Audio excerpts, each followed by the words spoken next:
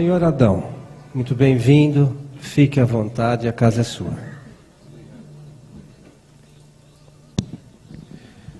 Bem, uma alegria imensa estar aqui com vocês mais uma vez. Hoje nós vamos falar sobre a lei de Deus. Pediram para falar sobre um tema livre, mas esse tema está como que nos fazendo coceiras, espicaçando, cutucando a mente, né? A lei de Deus. E eu, meditando sobre isso, cheguei à conclusão de que, falei, meu Deus, será que você quer que eu faça alguma coisa nesse sentido? Então nós estamos estudando, trabalhando para fazer alguma coisa nesse sentido, para deixar aí para as pessoas ou escrito ou se não gravado. Aqui nós vamos fazer uma primeira gravação hoje, que eu sei que está sendo gravado, né? Vou fazer a primeira gravação, uma espécie de uma introduçãozinha do que vai ser um trabalho futuro sobre a lei de Deus. A que se deve isso? Se deve ao fato de, na nossa jornada, que lá já se vão 74 anos, nós termos passado por uma fase em que advogávamos intensivamente, né? Advogamos pelo Brasil inteiro, então vivemos dentro de cartório, fomos criados em cartório, depois fazendo uma faculdade, graças a Deus, aquela que é considerada a melhor do Brasil, que é da Universidade de São Paulo, e depois advogando muito pelo Brasil inteiro e lidando com leis, e sempre a lei na vida da gente. Depois a formação em psicologia, depois também uma passagem como professor de todos os níveis, ensinando. Mas você quando ensina, você ensina para alguma coisa.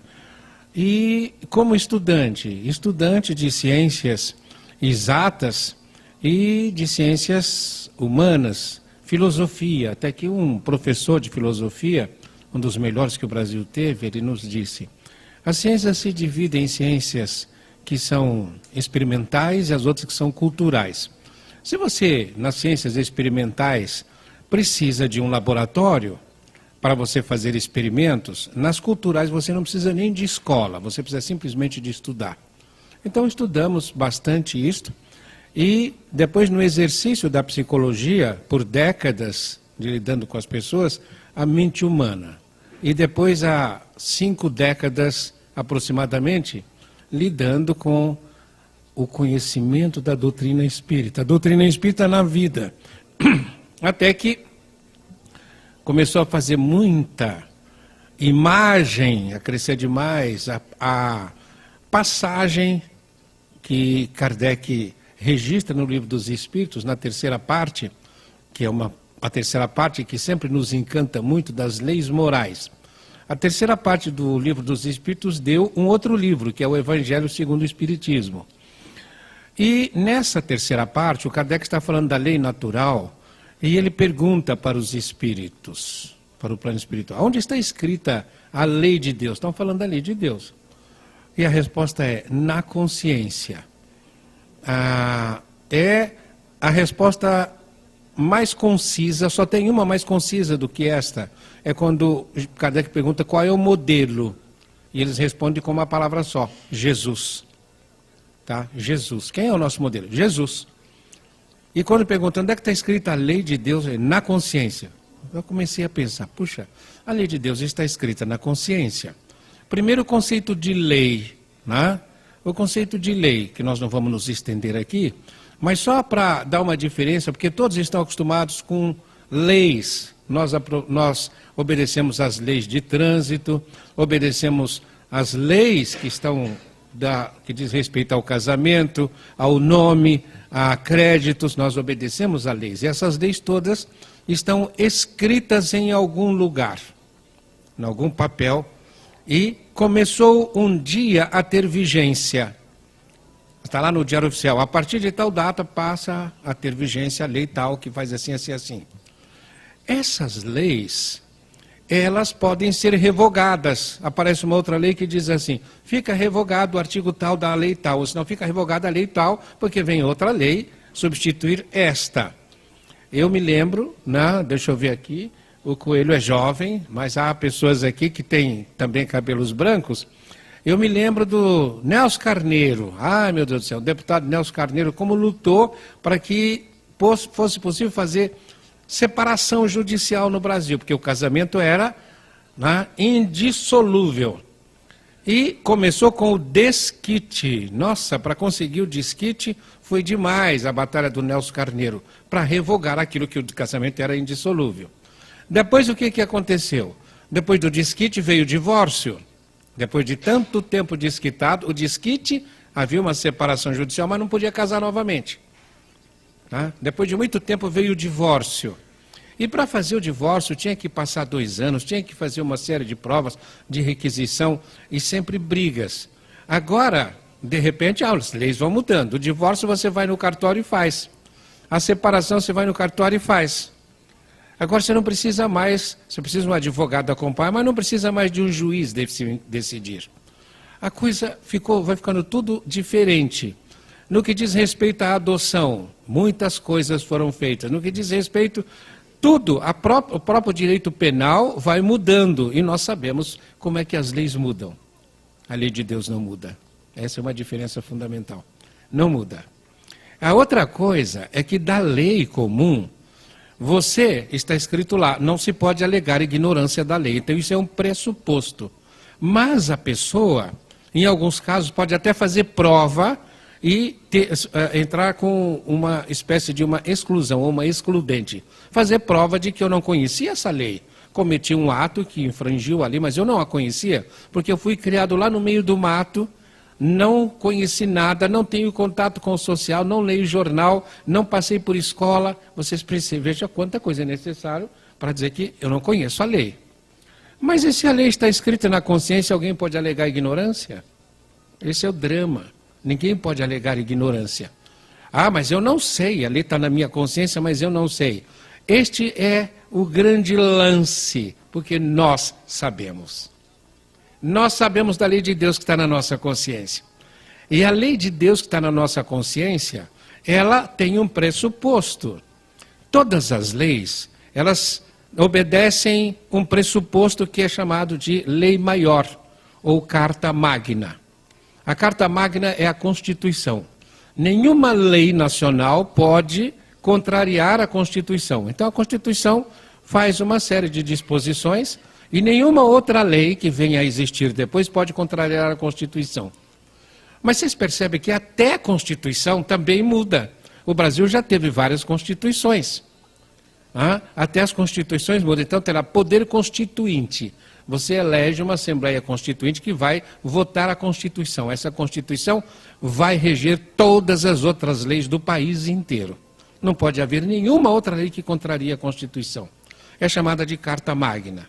Qual é a lei básica e na qual se embasa a lei de Deus? Qual é a Carta Magna?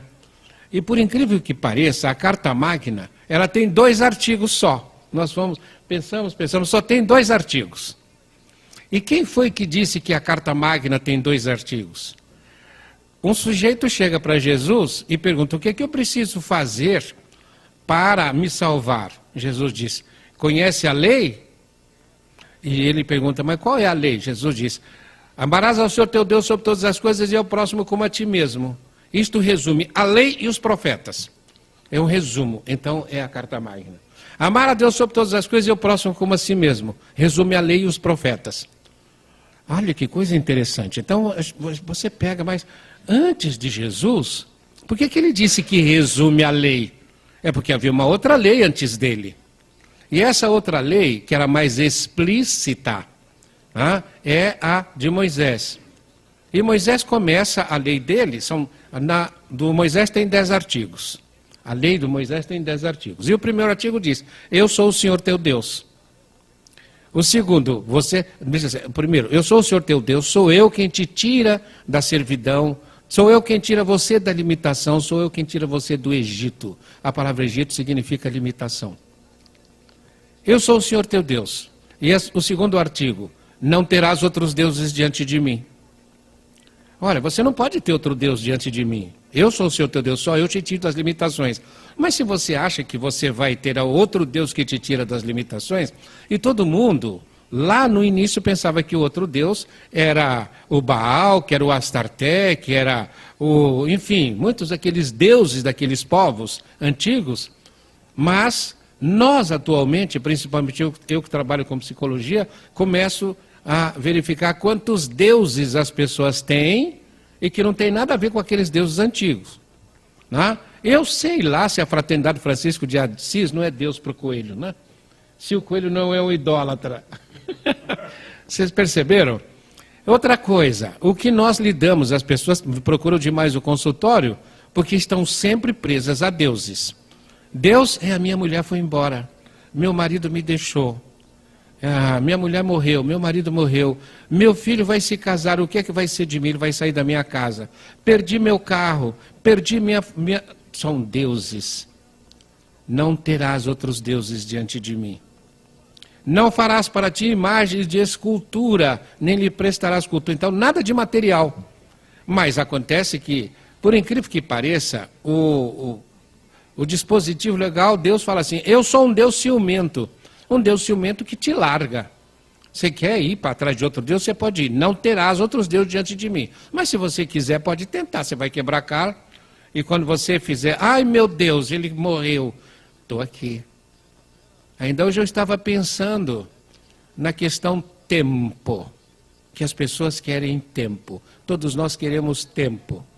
E como nós nos queixamos, quer dizer, uma cliente chega no consultório e ela diz, ele já foi embora faz 3 anos. Eu me sinto tão só. Não tem significado ficar na minha casa. Estou esperando que ele volte.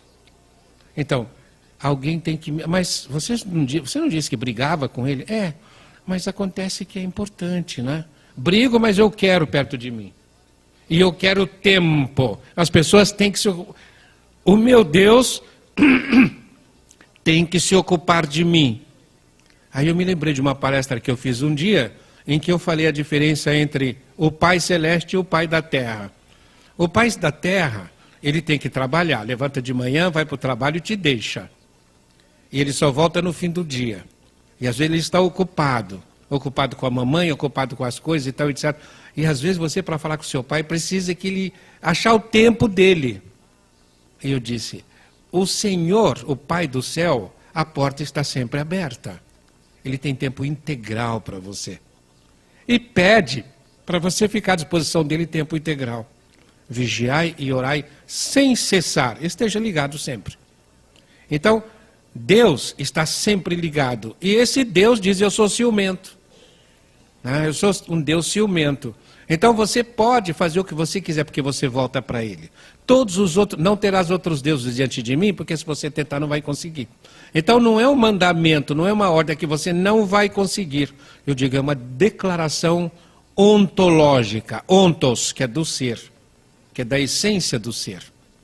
Então, segundo mandamento, não terás outros deuses diante de mim. O terceiro mandamento, não tomarás o nome do Senhor teu Deus em vão.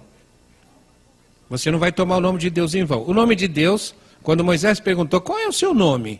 Você está me mandando ir lá para o Egito para tirar aquela turma de lá, que são seus filhos, né? E são também meus irmãos, porque eu sou dessa turma. Mas eu conheço o pessoal lá. Conheço o faraó. Quando eu chegar lá e falar que Deus mandou, ele vai falar, nós temos deuses aqui para tudo quanto é coisa. Que Deus é esse que mandou? E Jeová disse, você dirá que eu sou te mandou. Porque eu sou, o que fui, o que sempre serei. Yahvé. Eu sou.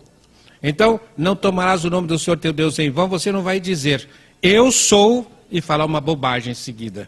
Eu sou um azarado, eu sou um pobre coitado, eu sou isso ou aquilo. Precisa tomar muito cuidado, por isso que Jesus disse, pelas tuas palavras sereis justificados, pelas suas palavras sereis condenados. Então precisa tomar cuidado com o que fala, porque isso está na lei, é da lei. Eu sou, você sabe quando você fala eu sou, a essência que existe em mim espiritual, que é divina, é isto agora. Então, você não pode fazer essa afirmação, porque vós sois deuses, e pelas tuas palavras sereis justificados ou condenados. Você não se livra das consequências de nenhuma palavra frívola que disser. Isso é Jesus. Eu chamo isso de lei complementar. Tem a lei magna, que é a carta magna, e tem a lei complementar. Então você precisa tomar cuidado com o que fala. É o terceiro mandamento. O quarto, que Moisés deu. E deu por quê? Porque era uma circunstância. Você terá um dia para o Senhor. E nesse dia que você vai ter para o Senhor, você será o dia de Senhor. Do Senhor e de Senhor, você vai ser Senhor. Você não vai pensar como você pensava lá no Egito, porque você vivia num país escravocrata. E num país escravocrata, se aqui nós fôssemos escravocratas, nós teríamos escravos e senhores. Quem é escravo fica desejando não ser escravo, mas não tem na mente um registro de não ser escravo sem ser escravocrata. Então, se eu não sou escravo, eu tenho que estar escravizando alguém. Para não ser escravo, eu tenho que estar escravizando alguém. Eu me lembro de que certa vez, num trabalho de desobsessão, eu estava doutrinando uma entidade que era um líder das trevas, que ele tinha, nas regiões umbralinas, uma espécie de cidade egípcia, cheia de pirâmides, que ele fazia os subordinados fazerem uma pirâmide para ele, porque ele havia sido um escravo no Egito. Deixou de ser escravo, foi ser senhor no umbral. Por quê? Porque era isso que ele queria. Honrarás a teu pai e a tua mãe para ter uma dilatada vida sobre a terra. Diz respeito a Deus ou ao próximo? E agora? O que vocês acham? Diz respeito a Deus ou ao próximo? Alguém quer responder? Fala alto aí, gente. Ao próximo? Diz respeito ao próximo. Quando você é bebezinho, você acha que papai é próximo ou é Deus? O bebê é próximo ou é uma criatura que você trata com todo carinho? Vocês percebem a coisa linda que existe nesse 5º mandamento? É uma transição de Deus para o próximo. E é o pai. Honrarás a teu pai e tua mãe. Os outros 5 mandamentos dizem respeito ao próximo. Não matarás, não adulterarás, não levantarás falso não furtarás, não levantarás falso testemunho e não cobiçarás nada do teu semelhante. Tudo diz respeito ao próximo. Então vem lá, a carta magna, Jesus. Deus acima de todas as coisas e o próximo como a si mesmo, que é chamado de lei áurea. Quando eu tinha papai e mamãe e eu era pequenininho, era gostoso demais ficar ali encostado neles. Eu estava no shopping ainda outro dia e um pai passando com uma criança que estava escanchada no pescoço do pai e dormindo assim na nuca do pai. Gostosamente. Nossa, que apoio você sente. Você está nos braços de Deus. Senhor, eu quero sentir isto. Eu quero ser tocado. Tá bom. Então abraça o seu próximo. Abraça o coelho. Tá? Abraça o coelho. Abraça quem está do seu lado. Senhor, eu te amo, mas como é que eu falo, Senhor, eu te amo, e ninguém me diz nada, né? Olha, você não se lembra que Jesus disse que sois deuses? Então, diga para o seu semelhante que você o ama.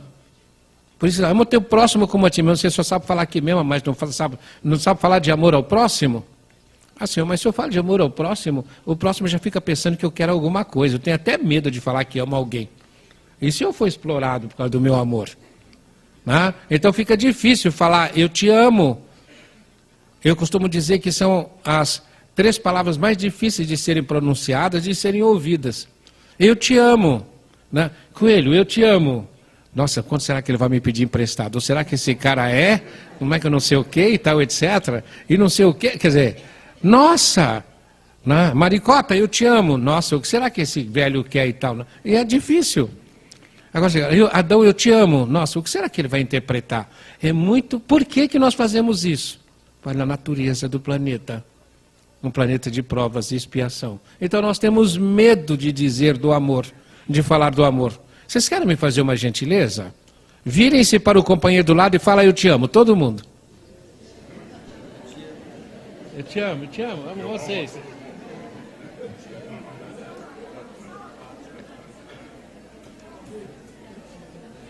Ok, não precisa se animar tanto, não.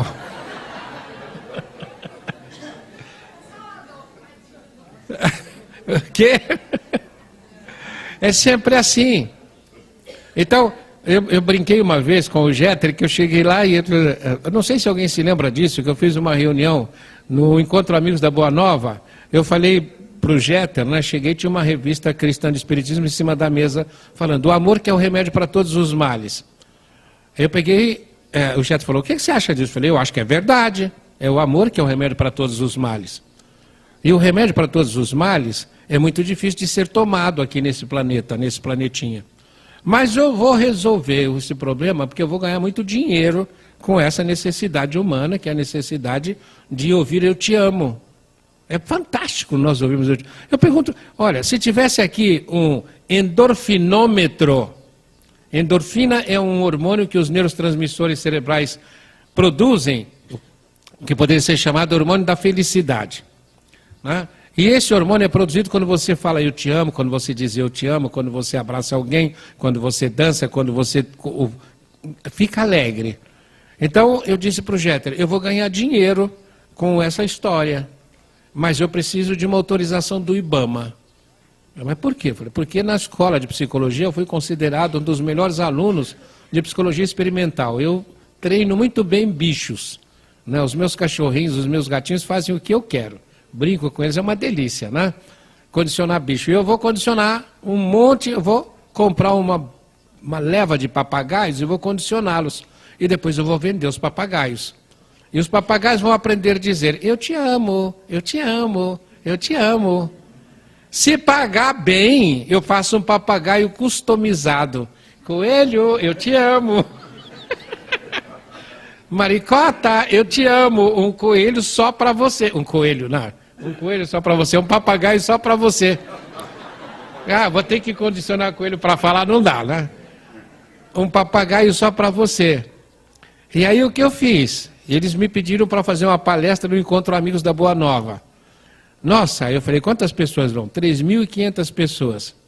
Então, eu peguei e fiz que o meu escritório produzisse etiquetas. Nós produzimos 3.500 etiquetas. Eu, coraçãozinho, você. Fizemos o desenho, 3.500 etiquetas. E colamos nos crachás do encontro lá.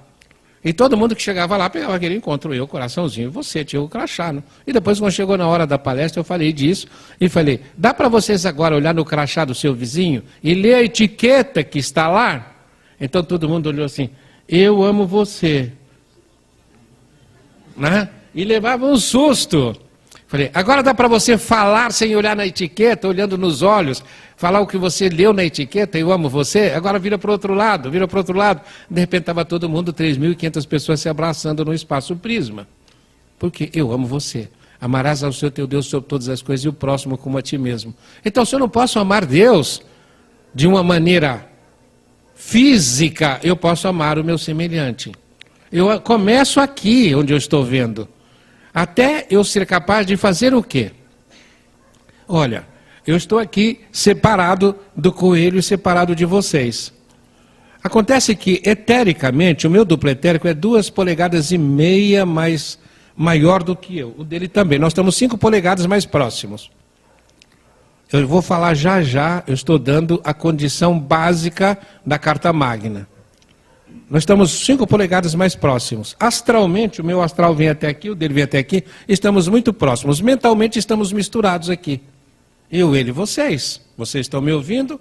Eu estou aí, vocês estão aqui. Eu estou, e embora eu possa não ter tanta consciência, mas eu estou dentro de um oceano de energia de vocês. Energias mentais, e vocês, nas energias geradas pelas minhas palavras, estamos misturados.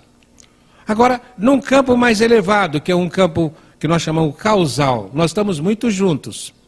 Num campo mais elevado ainda, que é do amor incondicional, nós estamos totalmente misturados.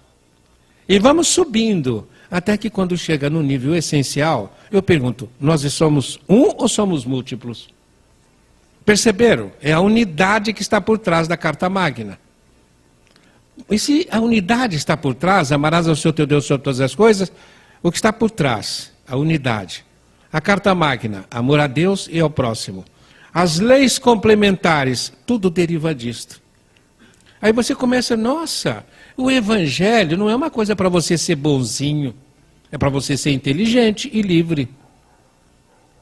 É para você ser inteligente e livre. Aí você vai entender porque o Paulo diz assim, quem comete o pecado fica escravo. Aí você vai entender a definição antiga de disciplina. Escravidão para a perfeita liberdade. Qual é a perfeita liberdade? É você obedecer à lei. Você está em sintonia com a lei. Então o que é pecado? Uma infração à lei de Deus que está na sua consciência. A palavra pecado vem de peccatus, que quer dizer culpa. E se você é culpado, você infringe a unidade. Ah, nossa, Então, vocês vejam, nós temos o quê? Nesse negócio da lei de Deus, nós temos que levar em consideração o quê? Em primeiro lugar, a base de tudo é a unidade, nós somos um. Mas será que nós somos um? Eu estou vendo você aí, você está aqui, nós estamos separados. Eu já disse que no nível muito elevado nós somos um. E aqui nesse nível, o que é que nos une? Aí, um dia eu estava indo para o meu consultório e estava de carona com uma amiga e mais 2 amigas estavam atrás, no carro. E sempre que elas me davam carona, queria aulinha, e nós íamos conversando sobre assuntos espirituais. Então, eu comecei a falar sobre unidade. Eu dizia que todos os males da humanidade derivam de uma infração à unidade.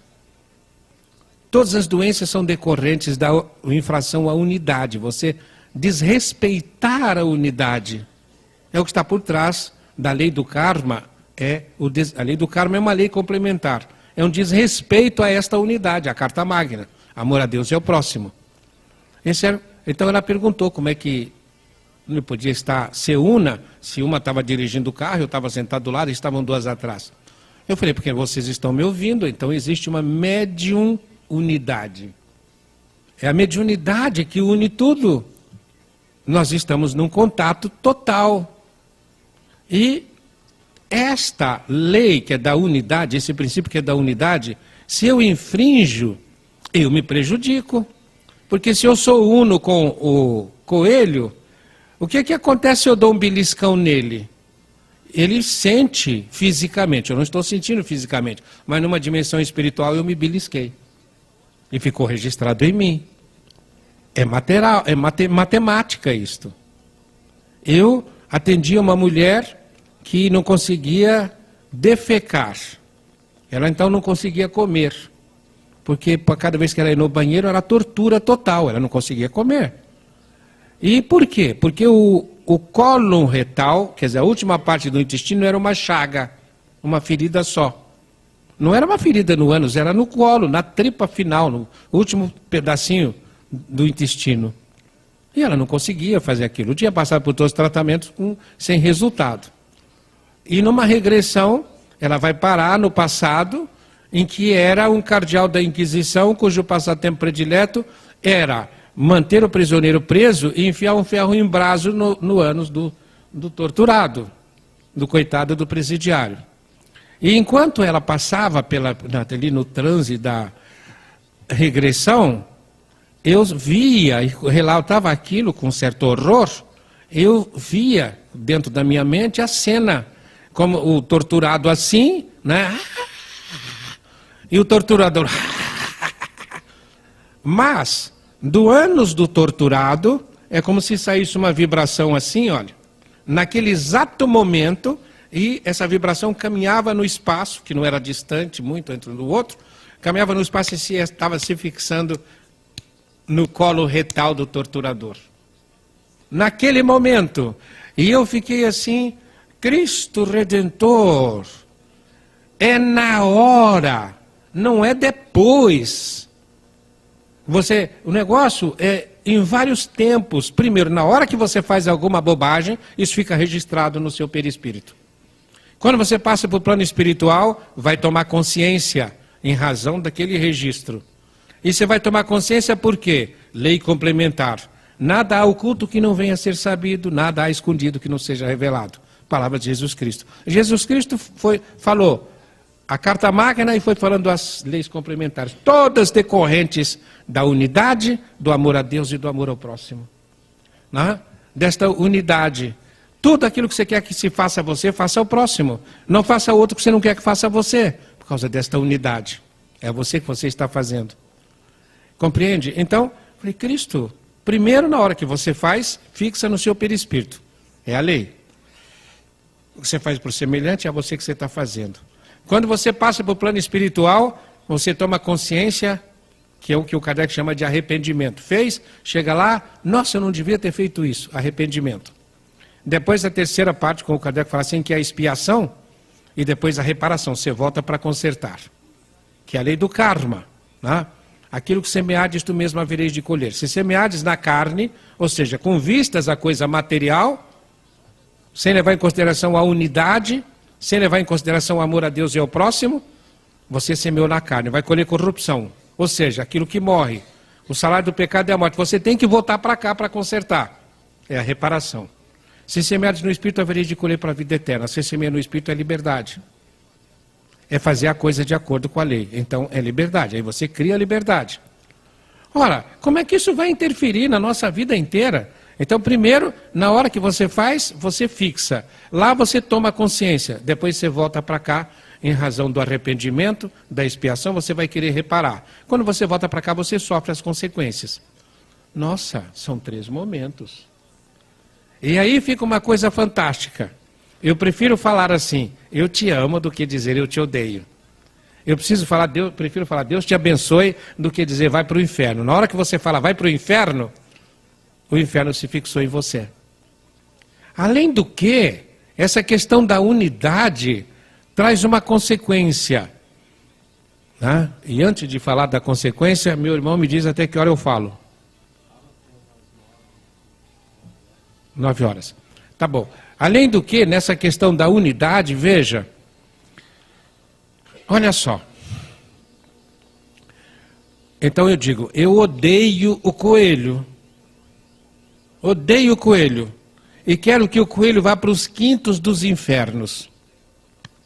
Me ferrei. Por quê?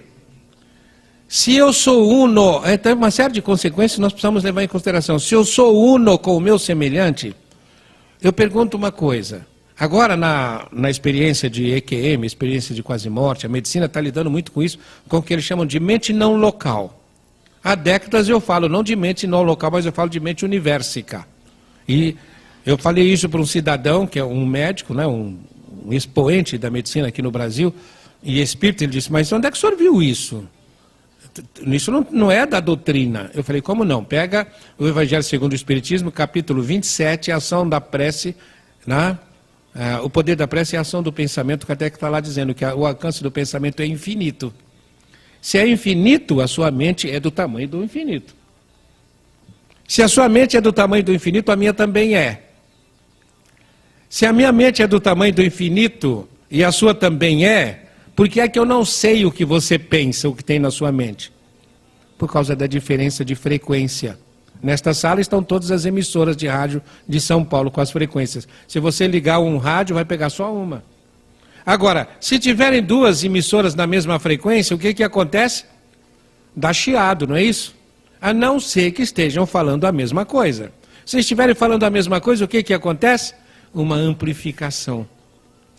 Essa amplificação é uma coisa linda, que é, por exemplo, um dos objetivos do casamento. Eu falo, o objetivo do casamento é o assim seja.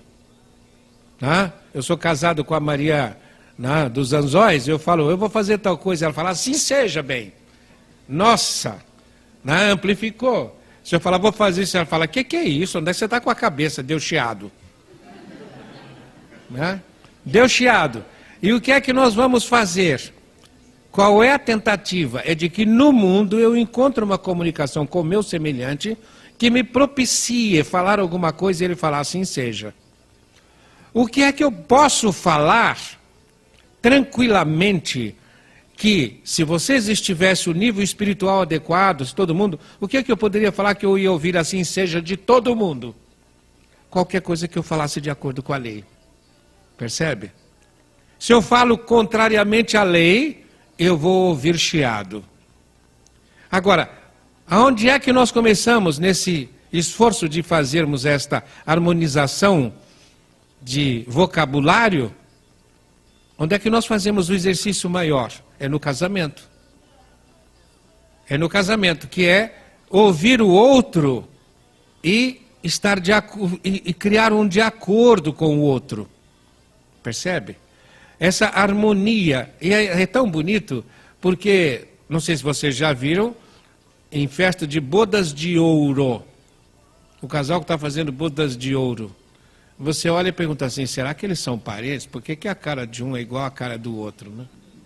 Até o rosto vai ficando igual, porque vão descobrindo uma sintonia. Eu vivi 44 anos com a mesma mulher que faleceu há 2 anos e meio, né? E nos últimos anos, eu dizia para ela, tá chato, né? já estava ficando chato. Por quê? Porque a gente não tinha mais privacidade. Eu estava lá no meu computador e pensava assim, nossa, onde será que anda o coelho? O que será que ele está fazendo? Ela virava e falava assim, ô bem, você sabe do coelho por acaso? Né? Nossa, quer fazer o favor de invadir? Então, a mente é universica. Aí eu odeio o coelho, quero que ele vá para os quintos dos infernos. Tem algum lugar onde eu possa pôr o coelho que não seja dentro da minha mente? Tem algum lugar onde eu possa criar os quintos dos infernos que não seja na minha cabeça? Perceberam? Isso é fundamental a gente ter consciência disso. Então, olha, se você, veja, se você vai fazer a sua oferta no altar, Jesus falando, Sermão da Montanha, e você se lembra de que alguém tem alguma coisa contra você, é culpa. Alguma pisada de bola que você deu. Vá primeiro se reconciliar. E depois você vem fazer sua oferta. Ora, por que eu tenho que me reconciliar? Porque se eu criei um inferno dentro de mim, é na minha cabeça que está. E o pior de tudo é que eu posso ficar com esse inferno tanto tempo que o coelho já virou arcanjo e ainda tem um capeta coelho na minha cabeça. Entenderam? Eu tenho que me reconciliar. Por quê? Porque se eu ficar com esse câncer, eu chamo de bolha, essa bolha na minha mente, depois eu fiz um inferno para um capeta, e criei um capeta. Para Maria, para o João, para o Sebastião, tal, etc. E vou fazendo um inferno. Então eu vou criando demônios dentro da minha cabeça. Aí eu morro sem resolver isso e reencarno. Aí chego numa certa idade, o que está acontecendo demais hoje em dia, né? Síndrome do pânico. Está entendendo? Começo a ver fantasma em tudo quanto é lugar. São os demônios que estão voltando. Fala, ó, meu filho, o que eu faço para me livrar da síndrome do pânico? Falei, arruma um alfinete. Um alfinete que se chama amor. E espeta as bolhas que tem na sua cabeça. Reconcilia-te com o teu adversário enquanto está a caminho com ele, para que não aconteça, olha só, para que não aconteça que ele te entregue ao juiz, que está em você, a lei de Deus está na sua consciência. Ele te entregue para o carcereiro, que é você, e ele te meta a ferros, põe na cadeia, está entendendo? E lá haverá choro e ranger de dentes, e você não vai sair enquanto não pagar até o último ceitil, ou seja, enquanto você não aprender que tem que perdoar. Os outros artigos da lei, quais os outros artigos? Perdoa 70 vezes 7, ofereça o outro lado da face, ande uma segunda milha, ore por aqueles que te agrediram, ame o teu inimigo. Tudo são dispositivos, nós podemos dizer, das leis complementares. E quem foi que falou tudo isso? Qual o legislador? O legislador é o Pai. Quem é que veio dar a notícia, né? Na escolinha de direito aqui da terra? Jesus Cristo. Vem e fala tudo. É coisa de você falar, é para fazer santo? Fazer santidade no sentido de nhen? Não, é para ser inteligente. Ele está dizendo, olha, se você vai fazer uma oração, oferta no altar, e se lembra de que alguém tem alguma coisa contra você, não seja burro. Ele não está falando, você pode falar assim, não seja burro, vá lá e se reconcilia. Você não vai sair dessa situação enquanto não pagar até o último ceitil. Pagar é aprender. Pagar é aprender. Aqui alguém, com certeza, né? Eu não posso acreditar que nessa plateia todos passaram pelas escolas e pelas faculdades sem nunca ficar em dependência. Você ficou em dependência alguma vez? Muito ficou em dependência. Pagou as dependências? Pois é. Mas as que você pagou, passou, não é isso? Passou, pagou, passou, não fica preso lá. Então a escola está lá, a escola dele está lá. Mas acontece que, e ele precisa, a escola é eterna, mas a dependência não. Ele precisa mandar os filhos dele, os netos, tal, tudo para a escola. A escola está lá. Os planetas, escolas, são eternos. Vai ter sempre, mas estão sempre em desenvolvimento. Mas nós não vamos ficar presos ao passado. Então, o que você precisa para se livrar das bolhas que você cria? Um alfinete chamado amor, que você tem que ir lá e se reconciliar. E você precisa saber também para quem é que você deve. Você vai fazer a reconciliação com o teu adversário. Nossa, eu preciso procurar o João para pedir perdão para ele. Precisa não, viu? Não precisa.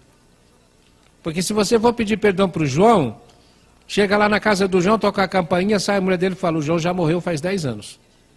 Como é que você vai pedir perdão? Ou se não, chega lá e o João aparece e fala, quero pedir perdão daquele dia que eu pisei na sua unha. Pedir perdão? Mas você nem sabe, naquele dia eu não fui na balada. E morreu meio mundo lá na balada numa briga. Graças a Deus você pisou na minha unha. O João não estava com raiva de você, mas você estava culpado. Ou senão você chega lá e pede perdão para o João diz, não te perdoo nem agora nem nunca. Vá para o raio que te parta, para o inferno que eu não vou te perdoar. E aí o que vai acontecer? Você vai ficar sem perdão? Olha, é com você que você tem que se haver. E são 2 tipos de perdão, um para a culpa e outro para o ressentimento. Para a culpa é o que você, está entendendo? Fez para os outros. Esse perdão é só Deus que te dá. Não existe essa história de auto-perdão. Auto-perdão para mim é minha esquizofrenia. Eu, super Adão, né? Superadão, né? Adão super. Adão super. Seria super Adão. Eu, Adão super, perdoo essa porcaria de Adão que está aqui. São 2 Adão. Mas as pessoas dizem, não, mas você tem que não sei o que. Fala, reza o Pai Nosso. A pessoa vai rezar o Pai Nosso. Quando se trata de culpa, é Deus que te perdoa. Ressentimento é o que você fez, o que alguém fez para você, aí é você que perdoa. E você vai rezar o Pai Nosso, você chega lá, Pai, perdoa as nossas dívidas, perdoa o que eu fiz. Assim como eu perdoo os meus devedores, o que fizeram comigo. Tá? Então é você com você. Certa feita, eu estava fazendo um trabalho de desobsessão e sentei, terminei uma doutrinação, sentei na minha poltrona, de repente veio alguém lá e disse, doutor, a médium tal está incorporada e a entidade quer falar com o senhor. Olá, fui lá, fui me aproximando deles, até que enfim eu te encontro, agora você me paga, quanto tempo demorou, você me paga, com muita violência, você me paga, agora você me paga tudo o que você me deve. Eu me aproximei, seja bem-vindo, irmão, que Deus te abençoe, só quero dizer uma coisa para você, modere a linguagem porque eu não te devo nada e não vou te pagar nada. Como não vai pagar? Vocês não dizem que é lei, tem que pagar, sim, tem que pagar, mas não para você. Eu não devo nada para você, só devo a Deus e a minha consciência. E ao universo. Deus não precisa de oficial de justiça. Mas você não sabe o que você fez, nem quero saber, nem preciso. Qualquer coisa que eu tenha feito, eu não devo para ninguém. Devo a Deus e a minha consciência, ao universo. Ninguém tem o direito de me cobrar nada. Você não tem o direito de me cobrar. Mas eu sofri, você sofreu porque você tinha feito no passado. Então cobre de você, não de mim. Mas foi você que fez. Eu era a bala perdida. Eu era o aguilhão. E você era o boboca que estava na frente. Está entendendo? Por quê? Porque você devia ter cometido alguma falta. E eu fui usado para que você passasse por aquilo. O seu resgate. Eu me comprometi. Você se comprometeu porque não foi capaz de perdoar. Se você me perdoar, você vai melhorar. Mas, olha, eu lamento dizer para você que eu não preciso do seu perdão. Preciso do perdão de Deus. Não, mas eu era o príncipe. E você me passou para trás e tomou o reino. E eu fiquei amargando um segundo lugar a vida inteira. Eu falei, está vendo como não te devo nada? Eu tive uma outra encarnação, que eu tenho consciência, já fui avisado, tinha uma encarnação, em que eu era um príncipe herdeiro. E apareceu uma usurpadora, me prendeu quando eu tinha 12 anos, e eu passei uma vida inteira na cadeia. Viu como não é para você que eu estava devendo, era para mim mesmo? Paguei o que eu fiz com você, muito provavelmente. Agora, você quer saber o que aconteceu? Vamos ver o que aconteceu com você? Senhor, permita que os seus mentores mostrem para ele o que ele fez. Não, mas eu não estava sozinho, não sei o quê. Eu falei, é sempre assim. A gente sempre arruma uma desculpa. Nós sempre não, é difícil assumir. Então, vamos assumir o que nós fizemos e vamos pedir perdão a Deus daquilo que nós fizemos. Vamos perdoar o nosso semelhante daquilo que ele fez para nós. Aí você vai se limpar. É muito importante ter a mente limpa dessas bolhas do passado. E essas bolhas do passado, cada uma delas é uma infração à lei. Olha, eu lamento não poder falar tudo que se poderia falar. Vocês podem imaginar agora quanta coisa tem para falar de cada artigo da coisa eu chamo de leis complementares. Leis complementares, por exemplo. O que está por trás Está além da unidade, o que rege todas as leis? A submissão à vontade de Deus. Você, para ficar sintonizado com a unidade, para respeitar a unidade, você vai respeitar a vontade de Deus. Todos os seres que se elevaram eram submissos à vontade de Deus. As pessoas não gostam muito de ouvir essa palavra submissão. Eu digo sempre, quem não se submete é submetido. Tá? Quem se exaltar será humilhado, não se submete. Quem se fizer humilde, se submeter será exaltado. A parábola do filho pródigo. Ele foi um exaltado e submisso. Me dá meu dinheiro que eu quero cair na marva. E foi embora. E o que ele fez? Gastou tudo, foi um enterrador de talentos. Até que chega o momento em que a pessoa toma consciência. A lei do karma vai funcionar. A lei de Deus vai funcionar para trazê-lo de volta. Eu sou um Deus ciumento. Tá? Eu quero você só para mim. Acima de todas as coisas. Você pode fazer as tentativas que você quiser, mas você vai chegar onde eu quero. Porque nenhuma de minhas ovelhas vai se perder. Quando ele está lá no fim da história, da viagem dele, tinha gasto tudo, ele estava trabalhando para um criador de porcos, alimentando porcos e comendo comida de porcos, resto de comida de porcos. Isso para um judeu, vocês podem imaginar, viu? É a mesma coisa de convidar um palmeirense para ir trabalhar no Corinthians. Não, um pouquinho pior. Né? Ou senão um corintiano para ir trabalhar no Palmeiras, né? E o cara vai lá de camisa de corintiano dentro do Palmeiras. Já pensou o que vai acontecer? Então, quando ele está nessa situação, veja só, o máximo da humilhação. Começa na exaltação e termina o fim da viagem o quê? A humilhação. Aí ele diz, na casa do meu pai, os servidores são tratados melhor do que eu. Quem é que são tratados melhor do que ele? Aqueles que servem. Quem é que serve? Quem é submisso. Quem obedece. Tá? E depois, eu vou voltar, jorrar-me-ei a seus pés e direi, Pai, pequei contra os céus e contra ti. E é isso que ele faz. Aceita-me de volta na tua casa como o mais humilde dos teus servidores. Essa parábola, nos círculos ocultistas e esotéricos, ela é dada como a parábola da evolução do ser humano, que sai da essência espiritual, do plano espiritual, e vem, faz toda uma viagem até a matéria mais densa e volta para o plano espiritual. Percebe? E quando volta, o que acontece? O pai está esperando o filho e desce para receber o filho, a meio caminho, e o filho se humilha. Aí o pai levanta o filho.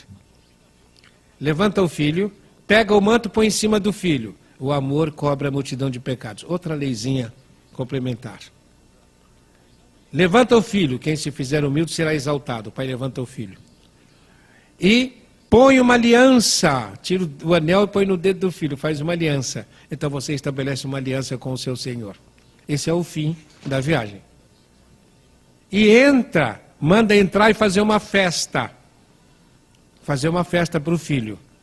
Veja, é o gozo do Senhor, que está também na parábola dos talentos, nas outras palavras. Entra no gozo do teu Senhor. Então, todos nós queremos o quê? Gozar. Queremos o gozo. Queremos a felicidade. Qual é a felicidade? A verdadeira felicidade, nós temos que descobrir, é servir a Deus. A verdadeira felicidade é ser idólatra, como o coelho, como eu disse, né? Vamos idolatrar a Fraternidade Francisco de Assis ou outra que vocês possam. Vamos idolatrar o trabalho do mestre, de servir a Deus. Quando você faz isto, você vai estar em sintonia com a lei. Naquele dia em que eu estava indo para o consultório falando com aquelas amigas e que falei a questão da mediunidade, eu cheguei e tinha um cliente me esperando. Eu subi para a minha sala para atender e elas foram fazer o cafezinho que faziam de manhã para tomar e tal, etc. E quando eu desci, estavam alvoroçadas, as três. O senhor não sabe o que aconteceu. O que aconteceu? Naquela conversa que nós estávamos tendo, né, que o senhor estava falando da unidade, e o senhor havia dito também que os espíritos interferem muito em nossas vidas, né, da pergunta que o Kardec fez, os espíritos interferem em nossas vidas, e o senhor disse, muito mais do que sois capazes de imaginar, né, o plano espiritual superior. Pois é, nós estávamos tomando café e eu cheguei, joguei o livro que eu trouxe, que eu estava lendo, que eu estou lendo em cima da mesa, e joguei o meu óculos em cima do livro. E o óculos tinha aquele barbantinho de pendurar no pescoço, né? O barbantinho se organizou em cima do livro e cobriu algumas palavras do título do livro, algumas letras e palavras do título do livro. E depois, quando elas voltaram do café, que ela olhou para o livro, ela levou um susto. E ela disse, eu fiquei praticamente incorporada com o que eu vi em cima da mesa. O título do livro era A Mediunidade de Cura. E o barbantinho cobriu algumas palavras, ela só conseguiu ler assim, a unidade de cura. E ficaram assim, nossa, o que estava falando, a unidade de cura. Eu falei, vocês não perceberam outra coisa? Que trabalho deve ter dado para o Espírito para mexer com aquele barbantinho, para pôr direitinho, para fazer você olhar, para perceber aquilo. Nós estamos sempre sendo envolvidos demais. Eu queria terminar só chamando a atenção para uma coisa importante sobre esse assunto da lei de Deus. É que, quando Kardec disse, ou melhor, os Espíritos disseram a Kardec, vocês nem imaginam, os Espíritos interferem na vida de vocês muito mais do que vocês são capazes de imaginar. Via de regra, são eles que vos dirigem. Então, o que a vida já me mostrou é que nós espíritas temos uma interpretação defeituosa desta passagem. Em primeiro lugar, um primeiro nível é a ignorância. As pessoas não sabem que o plano espiritual interfere demais aqui. Segundo lugar, descobre, interferem. Então, por favor, afasta esse interferente, tira esse obsessor daí, me dá um passe, tira esse daí. Você não pode tratar o obsessor como se ele fosse carrapicho, carrapato, está entendendo? Ou se não, como se fosse algo que você possa arrancar e jogar fora, ou bicho de pé. Não. Você tem que evangelizar esse que está com você, que está interferindo na sua vida. Ele está em busca de evangelização, de todo esse conhecimento, entendeu? Você precisa iluminar a vida dele. E ele vai iluminar a sua, porque vai te levar para o centro espírita, vai te fazer estudar. Então aquilo que parecia ser uma desgraça acaba sendo uma bênção. Como diz o Paulo, de tudo dai graças, porque tudo concorre para o bem daqueles que amam o Senhor. Então, o primeiro nível é a ignorância. O segundo nível, então o plano espiritual interfere na vida da gente? Nossa, nós somos então reféns, escravos desses espíritos inferiores.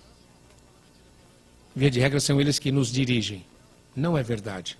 Quem nos dirige são os planos superiores. Porque os espíritos inferiores não podem fazer nada que não esteja de acordo com a lei. Eles não podem ir além da lei. Agora, por que é que nós passamos tantos problemas aqui se nós temos esses protetores?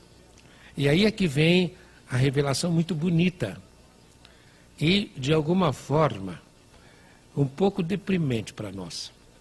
É que, vamos imaginar aqui, eu, Coelho, os meus irmãos aqui atrás e vocês, que cada um de nós temos um ou dois obsessores.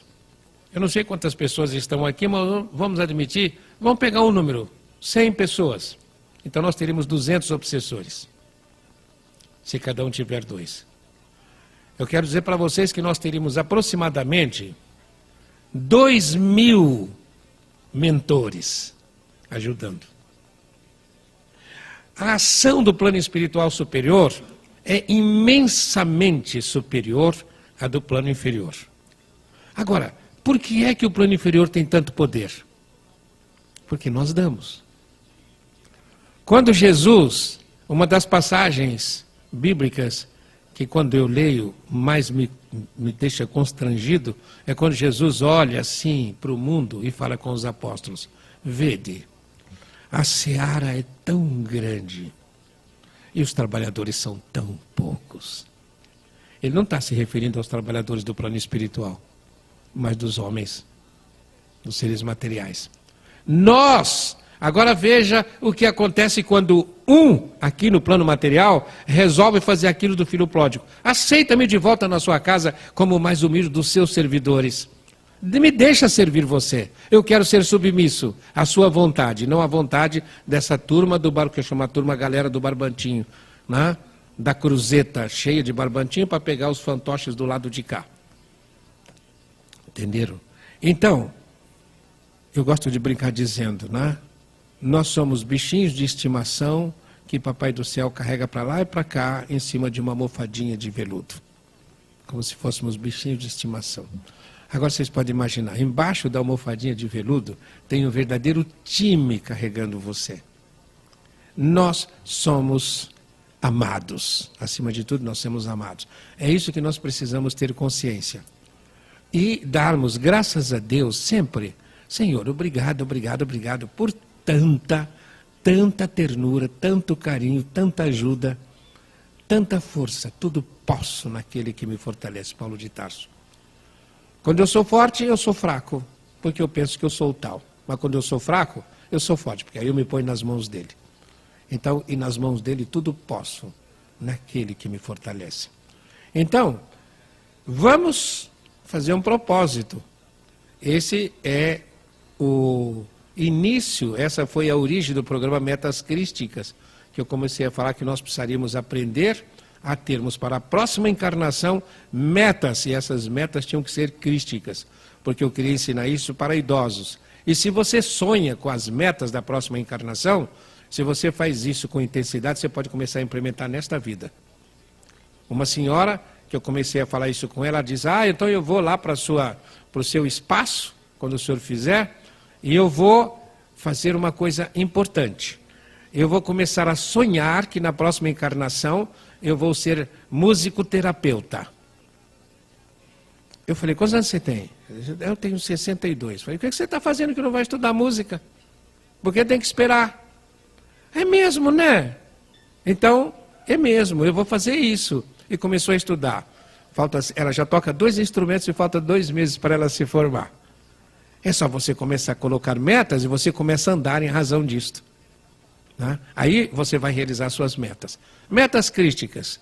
As metas crísticas são as leis complementares. É a lei principal, compreende? Amarás a seu Deus sobre todas as coisas e o próximo a ti mesmo, e as leis complementares. Reconcilia-te com o teu adversário. Jesus, aos 12 anos, sabia o que ele estava fazendo aqui. Não sabias que devo cuidar dos negócios do meu pai? Adolescente, ele crescia em beleza e espiritualidade, no agrado a Deus e aos homens. A obediência aos pais, em tudo ele era obediência. Qual os jovens que querem obedecer? Não? Então, metas crísticas são as metas para a próxima encarnação. Então, tenhamos como meta crística, na próxima encarnação, termos uma noção perfeita do que é a lei de Deus, todas as leis complementares, e que nós sejamos escravos da lei, submissos à lei. Porque se não formos submissos à lei, aí nós vamos ser subjugados pela lei. Tá? Se a gente não faz por bem, vai fazer por mal. É o que eu falo do Jonas. O Jonas tinha que ir para Nínive e resolveu ir para o outro lado. E aí o navio começou numa turbulência, ia morrer todo mundo. Ele diz, porque eu estou aqui, eu sou um insubmisso. Tá bom, então pegaram o cara e jogaram no mar. Veio uma baleia, engoliu, e ele ficou 3 dias na barriga da baleia. Quando a baleia arrotou, ele estava numa praia, adivinha onde? Na praia de Nínive. E ele vai lá e faz a preleção que tinha sido encomendada pelo plano espiritual e os ninivitas se salvam. Quando Jesus, séculos depois, está pregando aos fariseus, ele diz, mestre, dê-nos um sinal dos céus. Diz, hipócritas, não vos darei outro sinal senão o do profeta Jonas. Tá? Jonas salvou Nínive. Aqui, as prostitutas e os publicanos serão salvos e vocês serão condenados, porque os ninivitas aceitaram Jonas, e está aqui quem é maior do que Jonas. E vocês não aceitam. Ou seja, eu vim para fazer aquilo que o plano espiritual mandou, como aconteceu com Jonas. Só que o sinal de Jonas é, o que você tem que fazer, você faz. De uma maneira ou de outra. Ou você vai por bem, ou a baleia te leva na barriga dela. E a barriga da baleia é uma perna quebrada, às vezes é uma separação, é uma doença, uma doença incurável, insidiosa, que a gente tem que aprender a lidar com isso. E perguntar sempre, como Paulo de Tarso, à entrada de Damasco, quando caiu do cavalo. Porque todo insubmisso cai do cavalo. Senhor, o que é que tu queres que eu faça? O que é que tu queres é a sua vontade. Que eu faça é a minha ação. Que Deus nos abençoe. Muito obrigado.